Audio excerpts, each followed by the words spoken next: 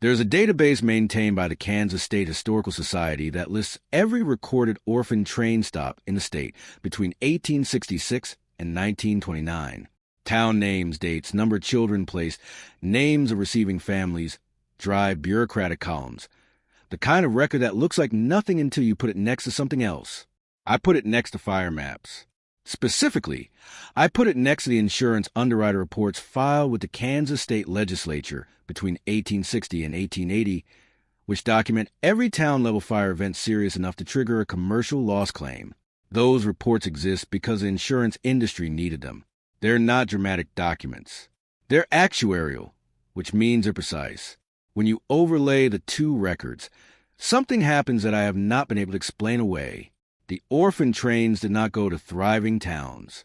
They did not cluster around established farming communities with stable tax bases and growing populations. When you trace the actual routing stop by stop, county by county, what you find is that an extraordinary number of the destinations had experienced a significant fire event within the preceding 3 to 7 years. Not every stop, but enough stops that the pattern stopped feeling like coincidence. Somewhere around the fourth state. I checked. I want to be careful about what I am and am not claiming. I am not claiming that Charles Luring Brace sat in a room and deliberately routed trains to burn towns on a map. I am claiming that the data does not support the story we've been told about what the orphan trains were actually for. And those are two very different claims. The official history is one of the more emotionally legible stories in American social reform. Brace founded the Children's Aid Society in 1853 after walking the streets of Lower Manhattan and documenting what he described as an army of street children, somewhere between 10,000 and 30,000, depending on which account you read. His solution was removal, get the children out of the corrupting urban environment, place them with wholesome rural families where clean air and honest labor would produce useful citizens. Between 1854 and 1929, roughly 250,000 children made that journey. The story has been told as philanthropy so many times that the philanthropic framing has become invisible, the way water is invisible to fish. But Brace was not primarily a humanitarian. He was an economist. His 1872 book, The Dangerous Classes of New York, is not a tract about child welfare. It is a tract about urban labor surplus and social control. Brace was explicit that the street children represented what he called a dangerous criminal class in formation, and that the threat was not to the children but to the social order. The program was designed in his own words to drain off this population before it could organize, radicalize, or cost the city money in institutionalization. That framing matters enormously when you look at where the trains actually went. In 1871, Fresno County, California, lost approximately 40% of its agricultural infrastructure to fire. Orphan train stops in Fresno County began appearing in placement records within 4 years. In 1873, a fire complex across 3 counties in central Illinois destroyed grain storage and killed between 12 and 20 farm workers, a number difficult to pin down because the workers were seasonal migrants whose deaths were not consistently documented. Orphan train stops in those same counties appear by 1876.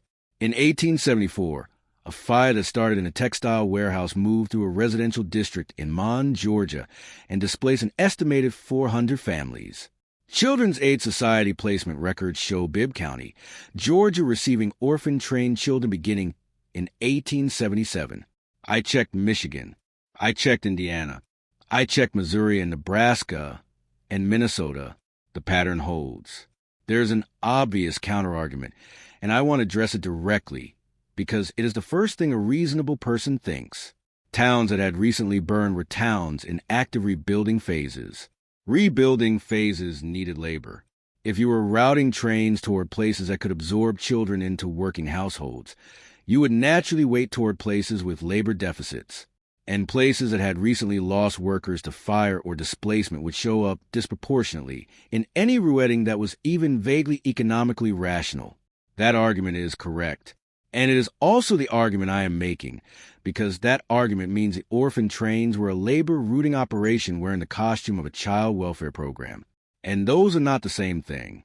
A child welfare program asks whether the child was placed in a safe and loving home.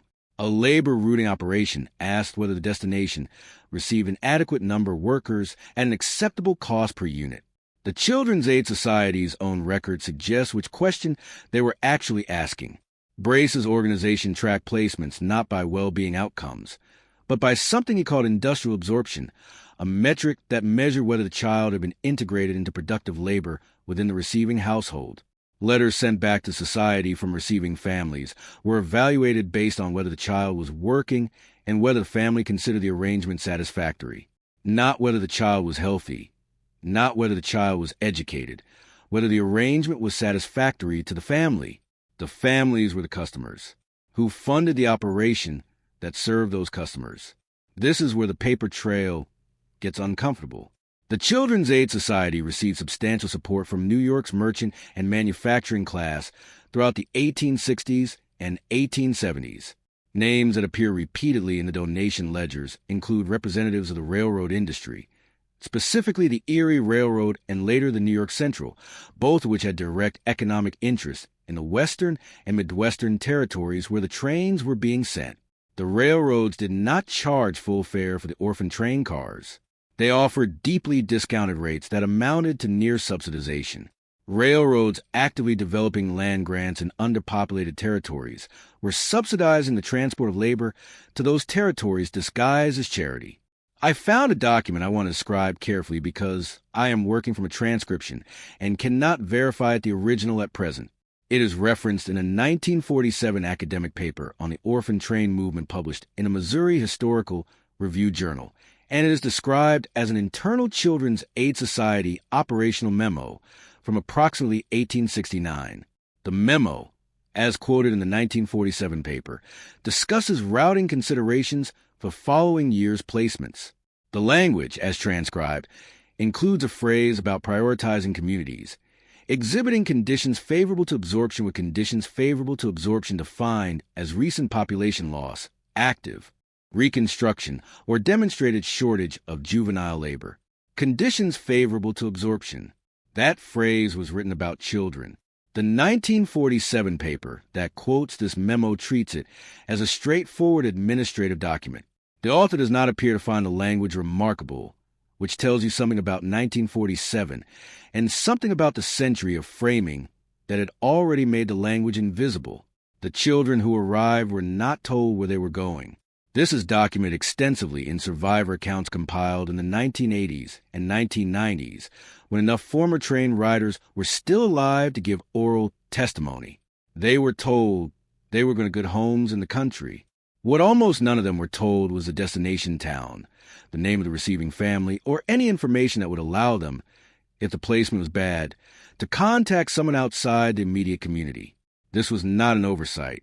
The Society's placement guidelines, revised in 1868 and again in 1876, explicitly instructed agents not to provide children with information about alternative contacts or complaint mechanisms until the placement had been deemed stable. Stable was defined as one full agricultural season, which meant that if a child arrived in spring and the placement was brutal, they had until autumn before anyone was obligated to check on them. Children who ran from bad placements were legally categorized as vagrant, returning them to exactly the institutional pipeline they had been extracted from. They had no legal standing to refuse the placement. They had no legal standing to contact their biological families, most of whom had been told that contact would harm the child's adjustment. The system was closed.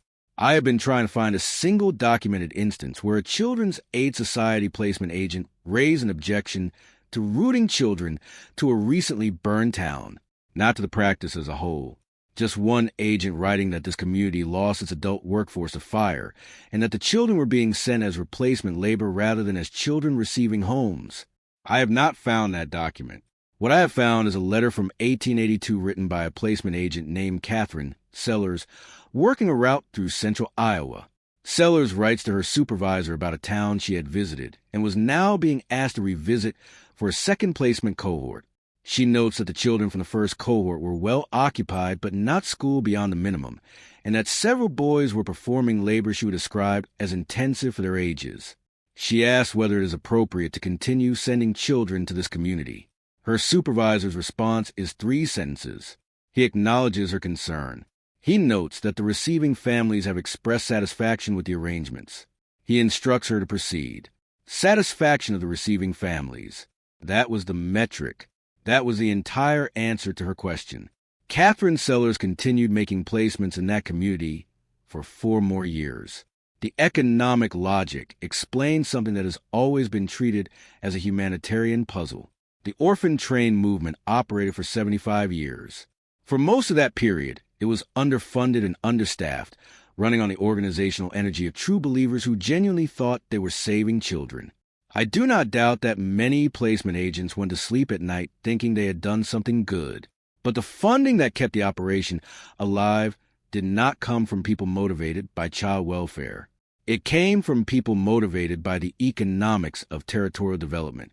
And territorial development in the second half of the 19th century meant land that had been cleared, whether by fire, displacement, or population loss, needed to be repopulated with labor that was cheap, controllable, and legally tied to the land through the placement agreement.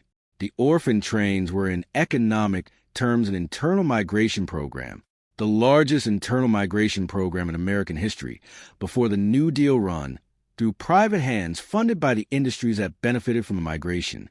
Aimed at destinations. Those industries were simultaneously developing. We called it charity because charity was the only language available for moving that many children without triggering a legal response. The moment you call it what the document suggests it actually was, which is organized labor transfer, the entire operation looks different. The routing decisions look different. The burned towns look very different. The WPA Oral History Collection at the Library of Congress includes testimony from elderly Americans interviewed in 1936 and 1937 who grew up in receiving communities and watched the trains arrive. Several describe the event not as a charitable occasion, but as something closer to a market day. Children lined up on platforms or in church halls. Families walking through and selecting. The language is matter-of-fact. No outrage. No awareness that anything was unusual, because for those communities there was nothing unusual about it. It was how labor arrived. One testimony from a man identified in the records as J.H. of Pottawatomie County, Kansas, interviewed in 1937, describes watching arrival as a boy of approximately 9. He says the bigger boys were the ones the farmers wanted first. The smaller ones waited longer. One boy younger than him sat on a trunk for most of the afternoon and was still sitting there when his family left. He does not know what happened to that boy. That boy, if placed that day, would have spent his childhood in Pottawatomie County, working land that had been through at least 2 significant fire events in the preceding decade. He would have had no recourse if the placement was bad. He would have had no address where a biological family could be reached because the society did not provide that information. He would have grown up with a savored past and a present defined entirely by the labor needs of the family that selected him from a church hall in a burned and rebuilding county. He would have had grandchildren. Those grandchildren would have been told a family story that began for all practical purposes with an arrival, a trunk on a platform, a farm in Kansas, no before. The orphan trains are taught as a well-intentioned but flawed experiment in child welfare. The well-intentioned framing is doing significant work in that sentence. It asks you to evaluate the program by the intentions of its most idealistic participants rather than by the structure of its funding, the logic of its routing, or the experience of the children it moved. The structure of the funding pointed toward territorial development interests. The logic of the routing pointed toward labor deficit communities, and those communities had, with a frequency that exceeds statistical coincidence, recently lost population to fire. The experience of the children included legal mechanisms that made bad placements inescapable, information control that severed them from their pasts, and performance metrics that measured their value to receiving families rather than their welfare as children. Those 3 facts together are not a story about well-intentioned failure. They are a story about a system that worked exactly as its economic architecture required it to work. The burned towns needed labor. The cities had surplus children that the merchant class found threatening. The railroads needed Western territories populated enough to support freight revenue. The Children's Aid Society needed funding. For problems, one solution dressed in the language of rescue. The insurance underwriter reports are in the State Historical Society archives. The Children's Aid Society records are held at the Social Welfare History Archives at the University of Minnesota. The railroad subsidy agreements are in the Interstate Commerce Commission records. The WPAI oral histories are at the Library of Congress. None of these documents are hidden. They have been available for decades. They have simply never been placed next to each other on the same table and read in sequence. I placed them on the same table, and what I read does not match the story in the textbook. The burned towns were not accidents in the routing. The burned towns were the point, and the children who arrived on those platforms, selected from church halls by farmers who needed their hands, never knew enough about where they had come from to ask the question that would have unraveled the whole arrangement. Where did you find us? And why here? And why now? The documents know the answer. The children never.